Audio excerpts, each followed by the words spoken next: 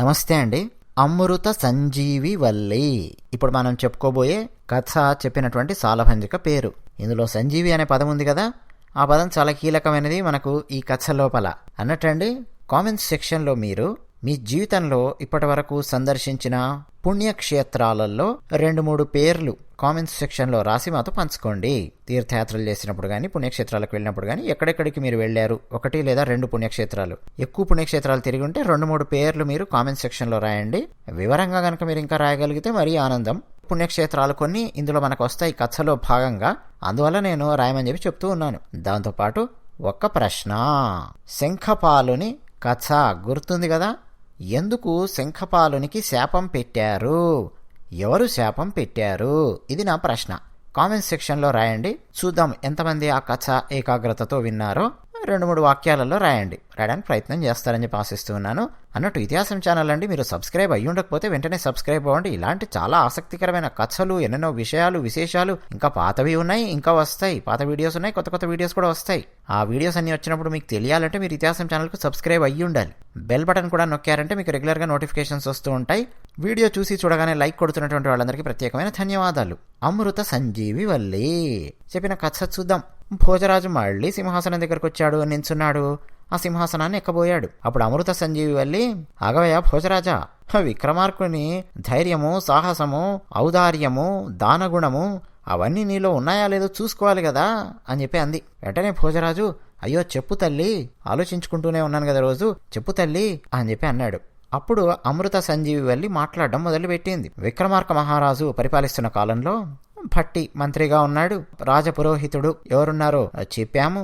కంచిలో వేశ్య, ఆ రాక్షసుడు, ఆ కథ అందులో వస్తుంది ఆయన పేరు. ఆ రాజపురోహితునితో పాటు ఇంకా చాలా మంది బ్రాహ్మణులు, పౌరోహిత్యం చేసేవాళ్ళు, వేదాధ్యయనం చేస్తున్నటువంటి యువకులు చాలా మంది విక్రమార్క మహారాజును కలుస్తూ ఉండేవారు, మాట్లాడుతూ ఉండేవారు. వాళ్ళందరితో ఆయన చర్చిస్తూ ఉండేవారు. వేదాలు, పురాణాల గురించి రకరకాల చర్చలు అవన్నీ కూడా ఆయనకు సమయం దొరికినప్పుడు ఒక్కొక్కసారి సమయాన్ని ఆయనే కల్పించుకొని మరి చర్చిస్తూ ఉండేవారు. వారిలో సుశ్రుతుడు అని చెప్పి ఒకతను ఉన్నాడు. ఆ సుశ్రుతుడు విక్రమార్క మహారాజుకు చెప్పాడు, మహారాజా నేను తీర్థయాత్రల కోసం వెళుతూ ఉన్నాను అని చెప్పాడు. సరే అన్నాడు విక్రమార్క మహారాజు. ఇంకా ఆ సుశ్రుతునికి కావాల్సిన ధనం ఏదైనా కావాలంటే తీసుకోవయా ధనాగారం నుంచి అని చెప్పి అన్నాడు.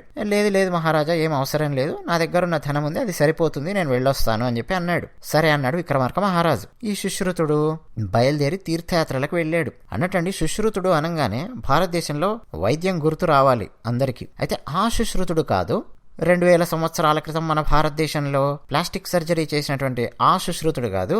ఈ సుశ్రుతుడు వేరు. ఈ కథలో బ్రాహ్మణుడు తీర్థయాత్రలకు వెళ్ళాడు, తిరుగుతూ ఉన్నాడు. చాలా పుణ్యక్షేత్రాలు సందర్శిస్తూ పుణ్యాన్ని మూటగట్టుకుంటూ వెళుతూ ఉన్నాడు. పుణ్యాన్ని మూటగట్టుకుంటూ వెళుతూ ఉన్నాడు అనేది నేను చెప్పట్లా, కవి రాశాడు. తీర్థయాత్రలకు వెళ్ళడము, అక్కడ పుష్కరిణిలు ఉంటాయి. మన తిరుమలకు వెళ్ళామంటే స్వామి పుష్కరిణి ఎంత అద్భుతంగా ఉంటుంది. అక్కడ స్నానాలు చేస్తారు, పవిత్రమైన స్నానము, దేవాలయాలు సందర్శిస్తారు, జపము, పూజ, తపము సందర్శిస్తూ ఉన్నప్పుడు ఆ దైవం యొక్క నామాన్ని స్మరించడము ఇవన్నీ కూడా జరుగుతాయి. ఇవన్నీ కూడా పుణ్యాన్ని మూటగట్టుకోవడమే, పుణ్యకార్యములే.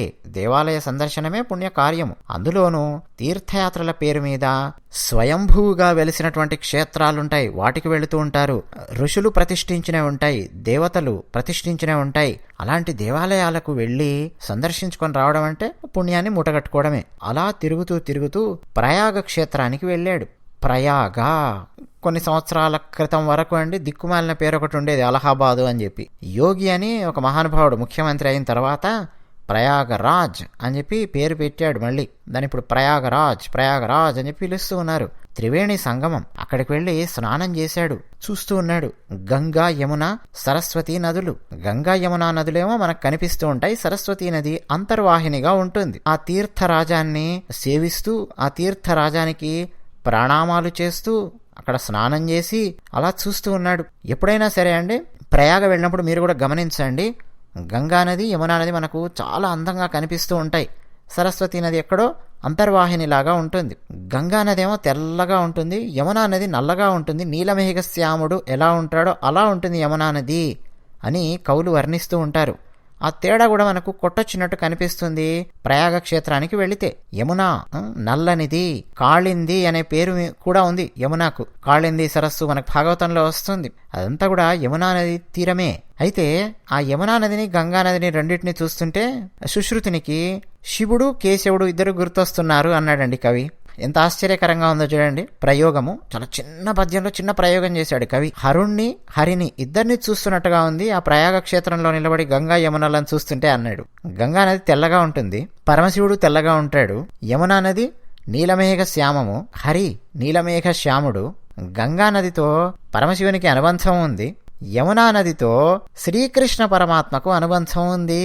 ఆయన అక్కడే కదా పుట్టి పెరిగింది, ఆడుకున్నది, పాడింది. అంటే అలా తీసుకొచ్చాడు కవి. తర్వాత అక్కడి నుంచి కాశీ నగరానికి వెళ్ళాడు సుశ్రుతుడు. ఇక ఎంత అద్భుతంగా ఉంది కాశీనగరము. అవన్నీ మనం చూడాలంటే శ్రీనాథుడు రచించిన కాశీ ఖండం అది గనక అధ్యయనం చేస్తే తెలుస్తుంది.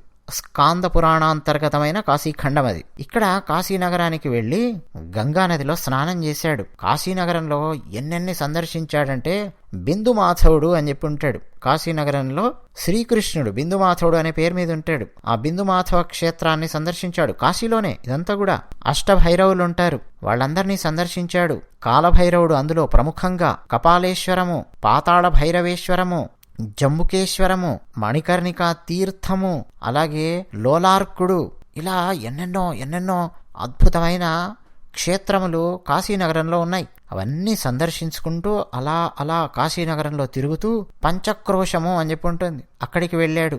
గంగానదిలో స్నానాలు పదే చేశాడు. ఇవన్నీ అయిన తర్వాత పరమశివుని దగ్గరికి వెళ్ళాడు.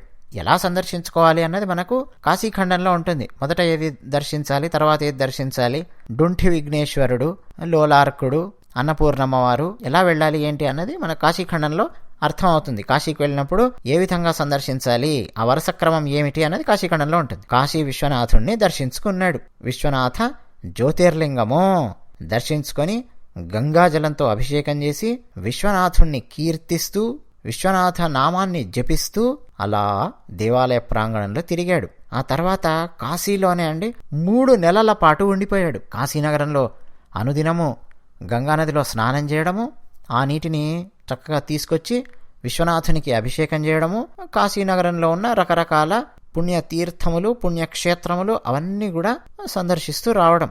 ఇది నిత్య కార్యక్రమంలాగా పెట్టుకున్నాడు. 3 నెలలు గడిచిపోయాయి. ఆ తర్వాత ఎక్కడెక్కడైతే పిండ ప్రదానాలు చేయాలి అని చెప్పి చెప్తారో పెద్దలు, అక్కడక్కడికి వెళ్ళి ఆ తీర్థాలకు వెళ్ళి పిండ ప్రదానాలు కూడా చేశాడు. అక్కడి నుంచి ఇంకా నడుచుకుంటూ ఉజ్జయినికి వెళదాము అని చెప్పి అనుకున్నాడు. ఒక అరణ్యంలోకి ప్రవేశించాడు. అలా నడుచుకుంటూ వస్తున్నాడు.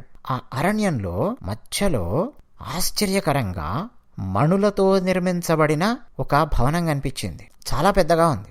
దాని చుట్టూ చిన్న ఇళ్ళు అవన్నీ కూడా ఉన్నాయి. మణిమాణిక్యాలతో నిర్మితమై ఉన్నాయి. ఎవరో జనాలు ఉండాలి కదా అక్కడ. సరే అని చెప్పి అక్కడికి వెళ్ళాడు. ఎవ్వరు లేరు.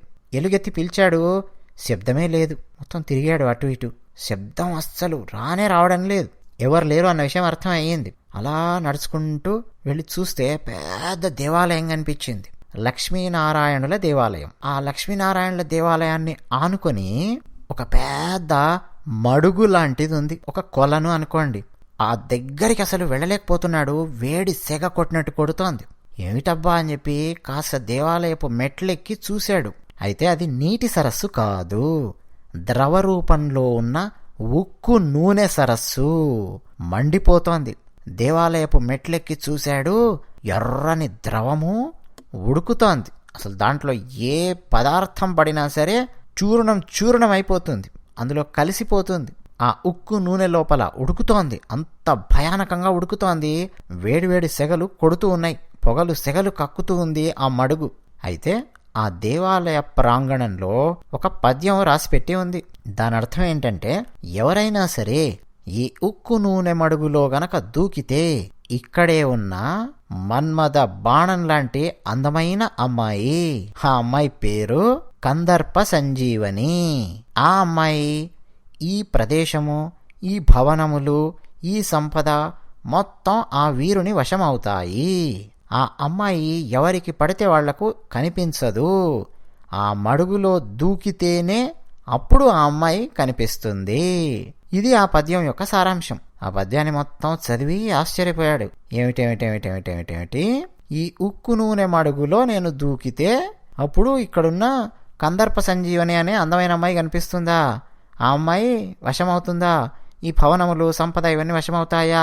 అసలు ఆ ఉక్కు నూనె మడుగులో దూకితే మళ్ళీ బయటకు వస్తామా? మరణించిన తర్వాత ఇంకా అనుభవించడానికి ఏముంటుంది? వామ్మో, ఆ వేడి సెగ ఇంత దూరం కొడుతోంది, ఇక దాని దగ్గరికి వెళితే అసలు నేను బతుకుతానా? అందులో దూకితే ఎవడైనా సరే బతుకుతాడా అని చెప్పి అక్కడి నుంచి అని ఇంకేం మాట్లాడకుండా మౌనంగా వెనుదిరిగి నడవడం మొదలుపెట్టాడు. ఉజ్జయిని నగరానికి వచ్చాడు. ఇక ఉజ్జయిని నగరానికి రాగానే ఆయన మిత్రులు, స్నేహితులు, బంధువులు అందరూ వచ్చారు, కలిశారు, మాట్లాడారు. ఎక్కడెక్కడికి వెళ్ళొచ్చావు, ఏ ఏ పుణ్యక్షేత్రాలు తిరిగావు చెప్పు అన్నారు. వాళ్ళందరికీ ఆ విశేషాలు చెప్పాడు. ఎక్కడెక్కడికి వెళ్ళాడో, ఏమేం చూశాడో అని చెప్పుకుంటూ వచ్చాడు పుణ్యక్షేత్రాల గురించి. ఆ తర్వాత విక్రమార్క మహారాజును కలిశాడు. విక్రమార్క మహారాజు కూడా ఏమిటి విశేషాలు అని చెప్పి అడిగాడు. విక్రమార్క మహారాజు కూడా ఆ తీర్థయాత్రలు వాటన్నింటి గురించి చెప్పి, మహారాజా మీరు విశేషాలు అని చెప్పి అడిగారు కదా, ఒక వింత నేను చూశాను అన్నాడు. ఏం చూసావు వింత అన్నాడు విక్రమార్కుడు. అప్పుడు ఈ పద్యం: ధరణీశ ఎల్ల తీర్థంబులు చూచుచు వెలసిన త్రిస్థానములకు నీగి మగిడి ఏ తెంచుచో మాణిక్యమయమైన పురములో గుడి యొద్ద పొంగి క్రాగు నూనె కొప్పెరగంటిన్ ఆ నూనె లోపల పడ్డవారికి నట్టి పట్టణంబునందుల కన్యయు నగపడుననీయున్న పద్యంబు చూచితి చోద్యమదియు అనిన సాహసాంకుండచ్చెరువందుచు నా పురంబు చూతమనుచు కదలి చనియే అతని కూడి శస్త్ర సహాయుడై దుర్గమంబులైన మార్గములను. మహారాజా, సకల తీర్థాలు నేను దర్శించుకుంటూ వెళ్ళాను. మా పితరులకు పిండ ప్రదాన కార్యక్రమాలు కూడా నేను చేశాను. అక్కడి నుంచి నేను ఒక అరణ్యంలో ప్రవేశించి వస్తూ ఉంటే మాణిక్యమయమైనటువంటి మణులతో ఉన్నటువంటి ఒక చిన్న ఊరిని నేను చూశాను. ఒక పురము మధ్యలో ఒక దేవాలయం కనిపించింది. సరే కాసేపు విశ్రాంతి తీసుకోవచ్చు కదా అని చెప్పి అటువైపు వెళితే అక్కడెవరూ లేరు. పెద్ద దేవాలయం. ఆ దేవాలయాన్ని ఆనుకొని పొంగి కాగుతున్న ఉక్కు నూనె ఒక మడుగులో ఉంది. ఆ మడుగులో ఎవరైనా దూకితే ఊరు, అక్కడున్న కన్య కనిపిస్తారు అని చెప్పి ఉంది. అంటే నాకు కనిపించినటువంటి ఊరు కొద్ది ఊరు మాత్రమే. అది కూడా అక్కడ ఒక పట్టణం ఉంది అని తెలియజేయడం కోసం కొన్ని ఇళ్ళు మాత్రం కనిపిస్తూ ఉన్నాయి. ఓ భవనం కనిపిస్తోంది, దేవాలయం కనిపిస్తోంది. అసలు ఏమీ లేకపోతే ఎవరు నమ్మరు కదా అన్నట్టు ఏదో కొన్ని కనిపిస్తున్నాయి. నా ఉద్దేశం చాలా పెద్ద పట్టణం కూడా ఉండొచ్చు మహారాజా అక్కడ. కాకపోతే సమస్య ఏంటంటే ఎవరైనా సరే సాహసం చేయగలిగే వాళ్ళు అందులో దూకితే వాళ్ళకు మాత్రమే అవన్నీ కనిపిస్తాయి, ఆ అమ్మాయి కూడా కనిపిస్తుంది అని చెప్పి ఉంది మహారాజా అని చెప్పి చెప్పాడు. మరి ఇంకెందుకు ఆలస్యం, పద అన్నాడు విక్రమార్కుడు. ఇద్దరు బయలుదేరి అక్కడికి వచ్చారు. ఇక విక్రమార్కుడు ఎలా సందర్శించాడు ఆ ప్రాంతాన్ని అనేదండి. చని చని అచ్చట దేదీప్యమానంబైన పురంబు సొచ్చి తద్విభవంబు వర్ణించుచు ముందరన్ అతి సుందరంబైన పందిరి క్రింద సువర్ణమయ జలపూర్ణ కలశంబులను మృగనాభిలేపనంబులను ముక్తాఫల రంగ వల్లికలను కనకరంభా స్తంభంబులను రత్న తోరణంబులను అలంకృతంబైన వివాహ వేదిపై పలకలోని పద్యంబు చూచి సముచ్చుకుండై చేరువ గుండము లోపల కోరికతో జలకమాడి గుడిలో లక్ష్మీనారాయణులంగాంచియు ఘోరంబగు నుడుకు నూనె కొప్పెర చేరెన్. ఇట్లు చేరి ముందు విక్రమార్కుడు దేదీప్యమానమై వెలుగుతున్న ఆ పురాన్ని చూసి ఆహా ఎంత అద్భుతంగా ఉంది అని చెప్పి ప్రశంసిస్తూ అలా నడుచుకుంటూ వెళ్ళాడు. ఒక సుందరమైన పందిరి వేసి ఉంది, పెళ్లి పందిరి. ఆ పెళ్లి పందిరి కూడా బంగారంతో చేయబడినటువంటి పుష్పములు బంగారంతో వేయబడి ఉంది. అర్థమైపోతోంది పెళ్లి పందిరి అని. 4 స్తంభాలుంటాయే అవన్నీ కూడా కనకరంభా స్తంభంబులు, బంగారంతో చేయబడినటువంటి అరటి ఆకులతో చేయబడిన స్తంభాలు, రత్న తోరణాలు, దాని ముందు అందంగా అలంకరింపబడి ఉన్నటువంటి రంగవల్లికలు, ముగ్గులు, పూర్ణ కలశము, ఇవన్నీ ఉన్నాయి అక్కడ. జలంతో నిండినటువంటి పూర్ణ కలశము. ఓహో, ఇది వివాహ వేదికలా ఉంది అని చెప్పి అనుకున్నాడు. ఆ తర్వాత ఆ వివాహ వేదికకు దేవాలయానికి ఆనుకునే మధ్యలో ఉంది ఆ పద్యం. చదివాడు.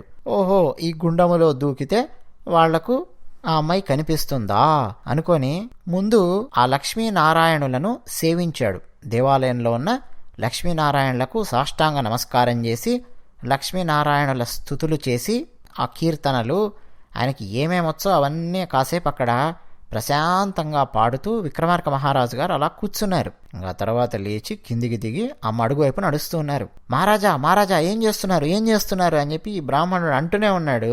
విక్రమార్క మహారాజు సల క్రాగెడు తైలము కొలది ఎరుగతలచు భంగి గుణరత్న సముజ్వలుడు గుబేలున నురికెను జలనిధిలోనస్తమించు జలజాప్తు క్రియన్.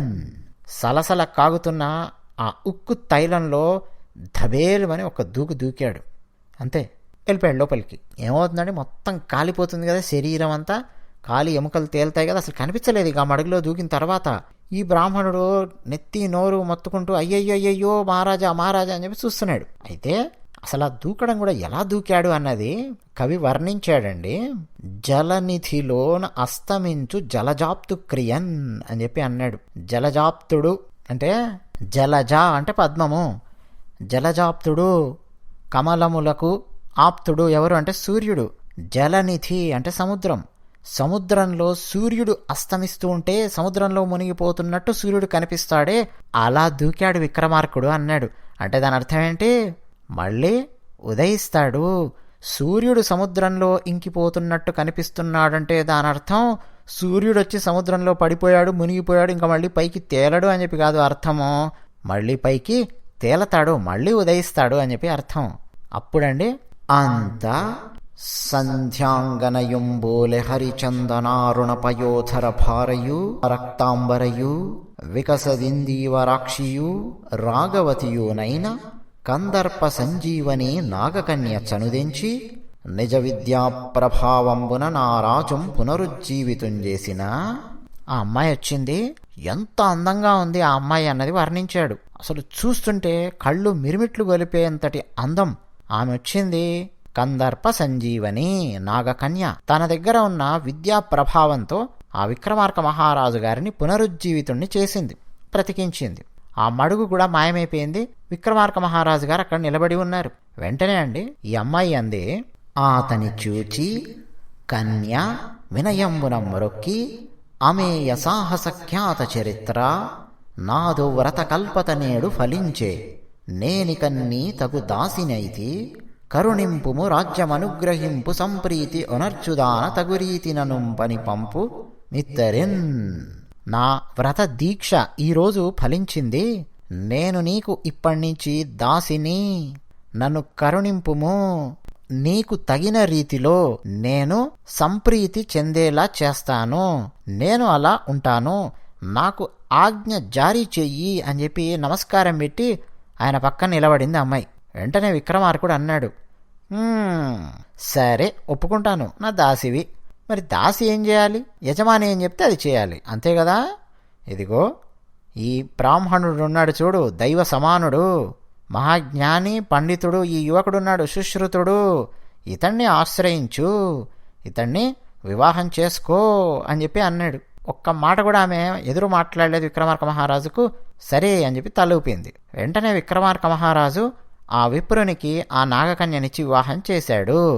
అక్కడే ఉంది పెళ్లి పందిరి, వివాహం అయిపోయింది. అప్పుడు అక్కడ ఉన్నటువంటి నగరము బయటికి కనిపించింది. జనాలు వాళ్ళందరూ కనిపిస్తున్నారు. ఇప్పుడు ఈ నగరాన్ని నువ్వు ఏలుకో అని చెప్పి విక్రమార్క మహారాజు ఆ బ్రాహ్మణునికి చెప్పాడు.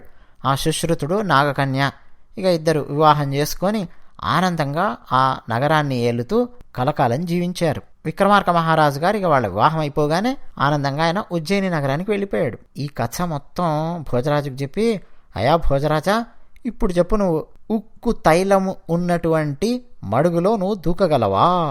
అంతటి సాహసం నువ్వు చేయగలవా? ఆ తర్వాత లభించినటువంటి నాగకన్య అర్థమైపోయింది కదా, ఆమె చనిపోయిన విక్రమార్క మహారాజు గారిని, అంటే ఆ మడుగులో దూకిన విక్రమార్క మహారాజును తిరిగి బతికించింది అంటే ఆమె దగ్గర ఏదో సంజీవని విద్యనో ఏదో ఉన్నది. నాగకన్య మహత్తు ఉంటుంది, మాయలుంటాయి, మర్మాలుంటాయి, చాలా ఉంటాయి నాగుల దగ్గర. మరి ఆమెను ఆయన వివాహం చేసుకోకుండా అందమైన అమ్మాయిని సుశ్రుతునికిచ్చి వివాహం చేసి ఆ పట్టణాన్ని కూడా సుశ్రుతునికిచ్చి ఉజ్జయిని నగరానికి వెళ్ళిపోయాడు. నీలో ఇంతటి ఔదార్యం ఉందా? ఆలోచించుకోప్పా అని అమృత సంజీవి వల్లి భోజరాజుకు చెప్పింది. భోజరాజు మళ్ళీ వెంటనే వెనుదిరిగి వెళ్ళిపోయాడు. ఇదండి కథ. నేను వీడియో మొదట్లో చెప్పినట్టు 2 విషయాలు గుర్తుపెట్టుకోండి. మీరు మీ జీవితంలో చేసిన తీర్థయాత్రలలో ఎక్కడెక్కడికి వెళ్ళారు అనేది 2-3 ప్రదేశాల పేర్లు రాయండి. ఇంకేమన్నా కొన్ని విశేషాలు రాసినా మరీ సంతోషం కామెంట్ సెక్షన్లో. దాంతోపాటు ఒక ప్రశ్న కూడా వేయడం జరిగింది. శంఖపాలునికి శాపం ఎవరు పెట్టారు, ఎందుకు పెట్టారు? ఆ కథ విన్నారు కదా, ఆశ్చర్యకరమైన అద్భుతమైన కథ. కాశ్మీరు హిమాలయ లోయల్లో శంఖపాలుడు కథ విన్నారు కదా. ఎవరు శాపం పెట్టారు, ఎందుకు పెట్టారు, అది కూడా కామెంట్ సెక్షన్లో రాయండి. వీడియో నచ్చితే లైక్ కొట్టండి. ధన్యవాదాలు.